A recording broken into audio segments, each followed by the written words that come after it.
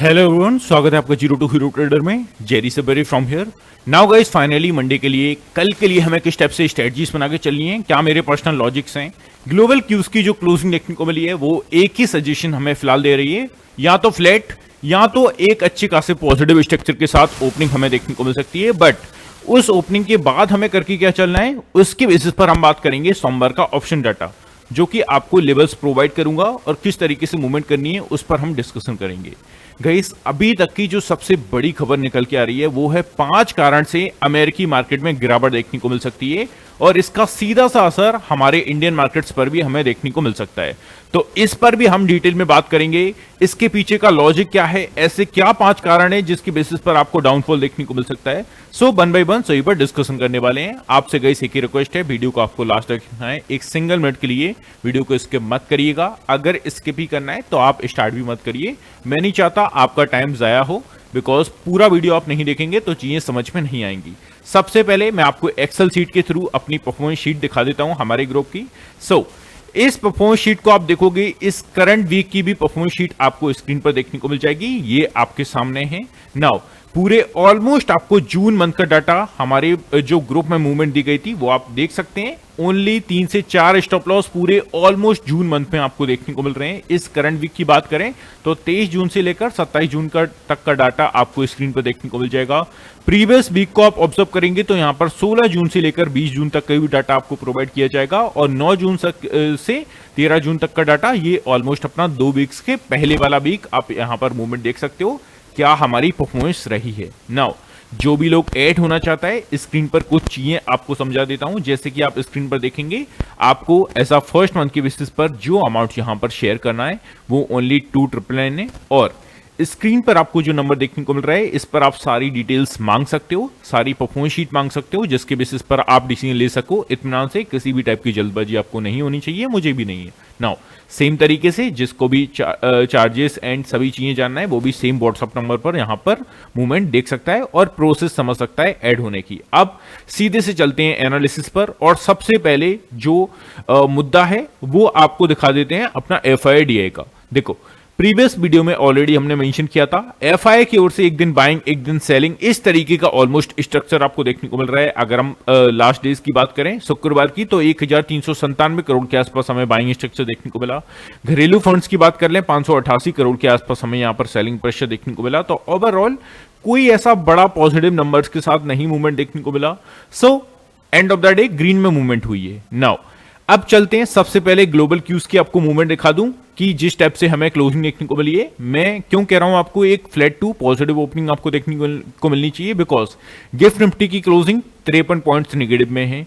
US markets की बात करें, डाउ जोन काफी अच्छे माहौल के साथ 1% के पॉजिटिव स्ट्रक्चर के साथ 432 पॉइंट के साथ क्लोज हुआ। S&P 500 की बात करें, ये भी 32 पॉइंट के साथ पॉजिटिव में क्लोज हुआ। नेस्डेक की बात करें 105 पॉइंट्स पॉजिटिव में। तो ओवरऑल फ्लैट टू पॉजिटिव ही ओपनिंग आपको देखने को मिलना चाहिए। मैं आपको फ्लैट क्यों कह रहा हूं, स्टिल डाउ जोन ने इतना अच्छा पॉजिटिव रैली की है, बिकॉज देखो हम ऑलरेडी अच्छा खासा गेन अप कर चुके हैं लास्ट अपने ऑलमोस्ट प्रीवियस वीक में। तो मुझे नहीं लगता एक बड़े गैप अप के साथ ओपनिंग हो। ऑलमोस्ट 100 पॉइंट्स के अंदर हमारी ओपनिंग देखने को मिल सकती है, तो ये चीजें ध्यान में रख के चलिएगा। नाउ यूरोपियन मार्केट्स की बात करें, यहां पर भी आप देख सकते हो तीनों ही मेजर इंडाइसेस की क्लोजिंग काफी अच्छे पॉजिटिव स्ट्रक्चर के साथ हुई है। 63 पॉइंट के साथ फुटजी में। कैक की बात कर लें 134 पॉइंट के साथ और डेक्स की बात कर लें यहां पर भी 383 पॉइंट के साथ। तो ओवरऑल सभी ओर से हमें ग्रीनरी ही देखने को मिल रही है, हरियाली देखने को मिल रही है। नाउ एशियन मार्केट्स की बात कर लें, यहां पर भी आप देखोगे ऑलमोस्ट निकेई एंड सभी सारे जो हमारे एशियन मार्केट्स हैं सभी में ग्रीन मूवमेंट के साथ ही हमें यहां पर क्लोजिंग मिली है। तो सभी ओर से किसी भी टाइप की टेंशन फिलहाल नहीं देखने को मिल रही है। अब चलते हैं सबसे मेन मुद्दा, थोड़ा सा उस पर भी डिस्कशन करेंगे, उस पर हम उसके बाद पोजीशंस पर आएंगे और 30 जून को मतलब कि कल के दिन के स्टेप से स्ट्रेटजीज बनाना है और FIDI का सेगमेंट वाइज डाटा क्या कहता है उस पर भी बात करेंगे। सबसे पहले इंपोर्टेंट एंड ताजा खबर को आप देख लीजिए। नाउ 5 कारण हैं जो अमेरिकी शेयर बाजार में ला सकते हैं गिरावट, भारत पर भी हो सकता है इसका असर। और वो 5 कारण क्या है, सीधे से इत्मीनान से समझ लेते हैं।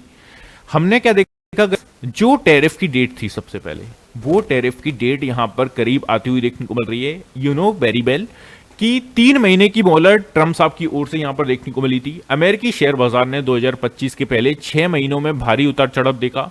S&P 500 इंडेक्स जहां पहले अपने उच्चतम स्तर से 19% तक गिरा, वही उसने तेजी से रिकवरी करते हुए नया रिकॉर्ड भी बना लिया। लेकिन अब जब दूसरी छमाही की शुरुआत हो रही है, दुनिया के कुछ बड़े निवेशक बाजार की इस रैली को लेकर सावधान हैं। ऐसा क्यों?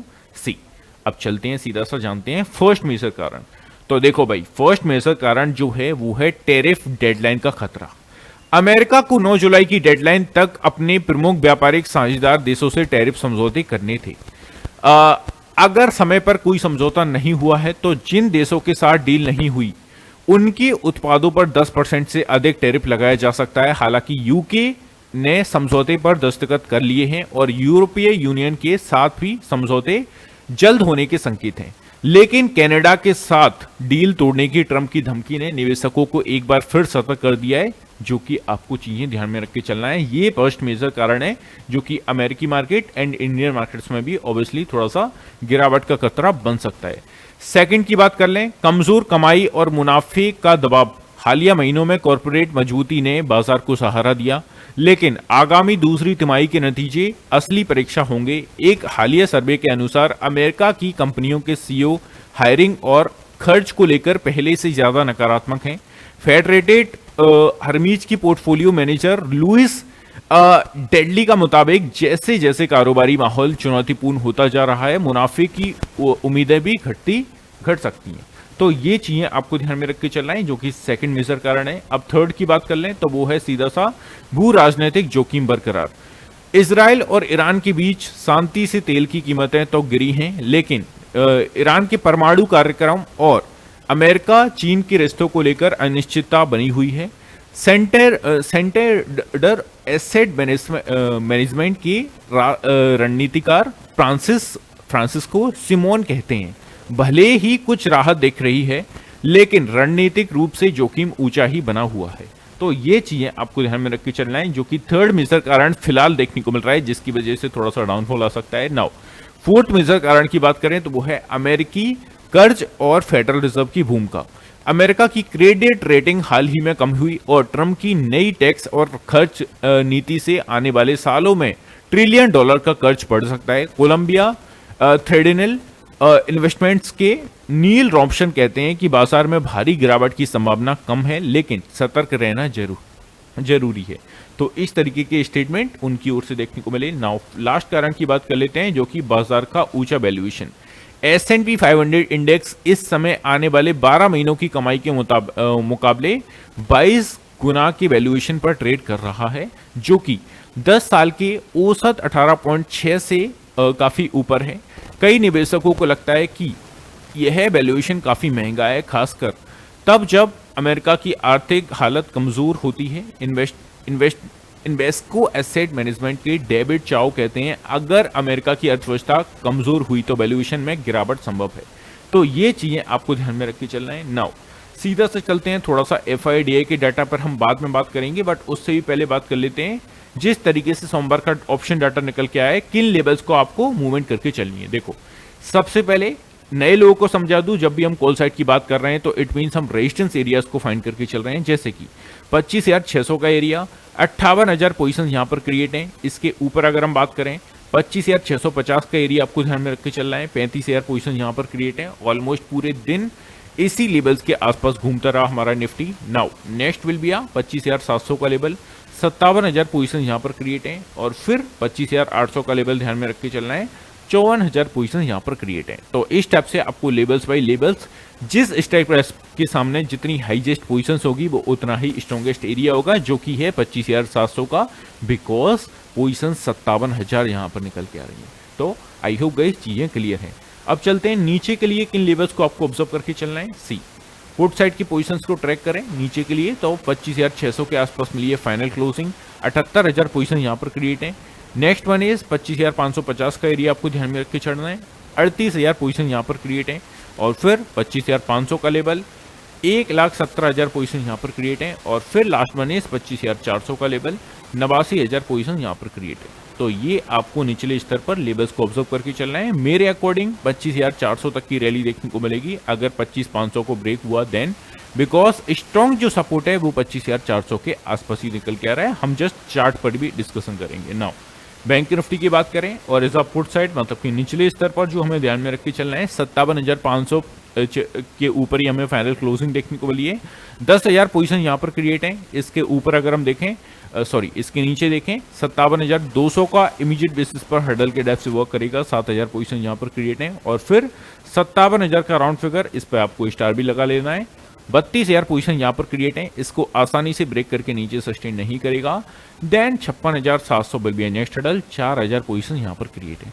तो ये आपको बैंक निफ्टी में निचले स्तर पर लेवल्स को ऑब्जर्व करके चलना है। नाउ चलते हैं ऊपर के लिए कॉल साइड। 57,500 के आसपास जो क्लोजिंग मिली है, 13,000 पोजीशन यहाँ पर क्रिएट है।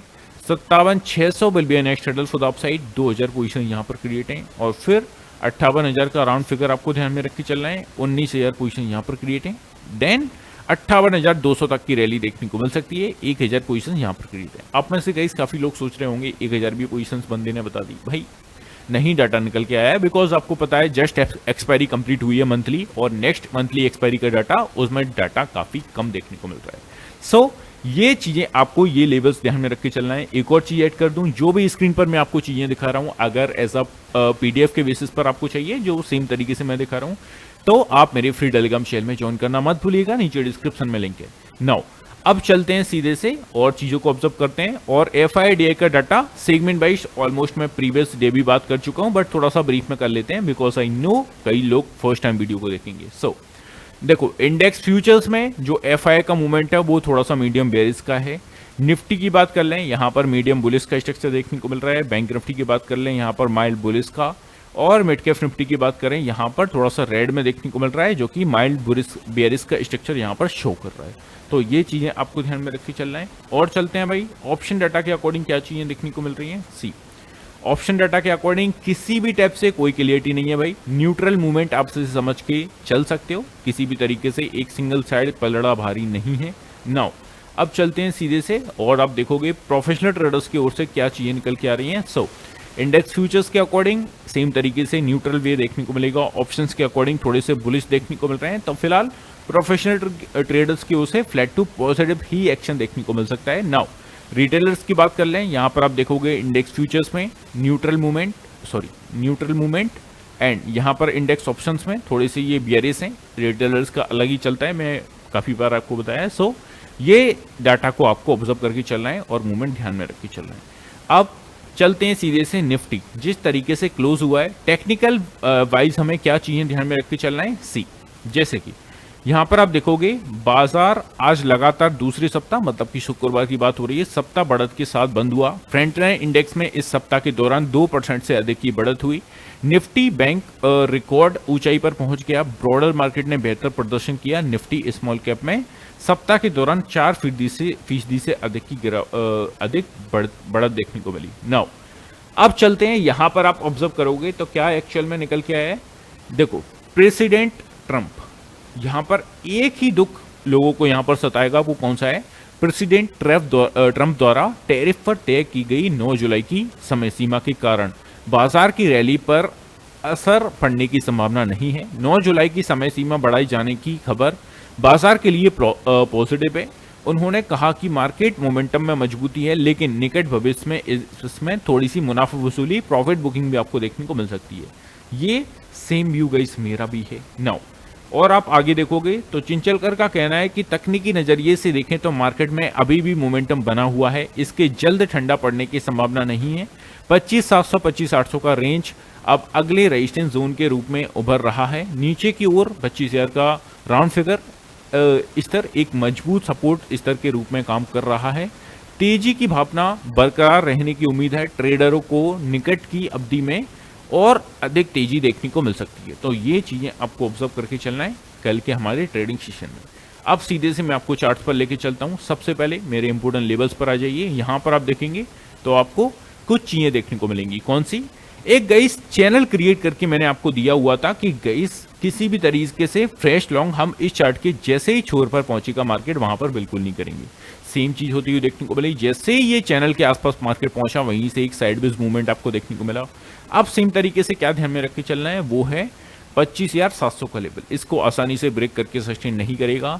एंड यहाँ से आपको शॉर्ट अगर आप नहीं कर रहे हैं तो एटलीस्ट लॉन्ग भी आपको नहीं करना है, बिकॉज मार्केट थोड़ा सा साइड बेस अगेन देखने को मिलेगा या डाउन साइड के लिए रैली देखने को मिलेगी। सो 25,700 720 का लेवल अगर निकाल के सस्टेन करता है तो then 25,800 785 will be a next trader for the upside. और नीचे की बात कर लें तो फिलहाल 25,500 520 का एरिया जो कि अप्रॉक्सीमेटली कल का भी लो है, उसके नीचे निकल के सस्टेन करने की काफी कम संभावना है, तो ये चीजें आपको ऑब्जर्व करके चलना है। नाउ चलते हैं बैंक निफ्टी की बात कर लेते हैं। सी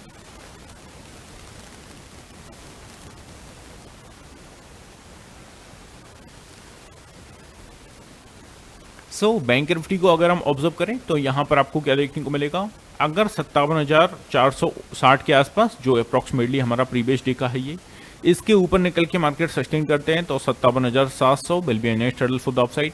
सेम तरीके से नीचे की बात करें तो इमीडिएट बेसिस पर 57,200 250 का जो सपोर्ट है काफी अच्छा मुझे दिखाई दे रहा है। एटलीस्ट अगर कुछ बड़ी प्रॉफिट बुकिंग नहीं आती है तो मुझे नहीं लगता एटलीस्ट मार्केट 57,250 के लेवल को ब्रेक करके नीचे आएगा। 250 के ऊपर जब तक मार्केट है बाय ऑन डिप की स्ट्रेटजीज को फॉलो करके चलना है, पॉइंट टू बी नोटेड। और अगर 57,250 के नीचे निकला मार्केट और सस्टेन किया तो ऐसी सिचुएशन में 57,050 या 57,000 तक का राउंड फिगर तक का मूवमेंट आपको देखने को मिल सकता है फॉर द डाउन साइड। ये चीजें ध्यान में रखी चलिए। सो आई होप गाइस सभी चीजें क्लियर होंगी। इसी के साथ हम क्लोज करते हैं, मिलते हैं नेक्स्ट वीडियो में। Have a good day guys, take care, love you all, bye love you.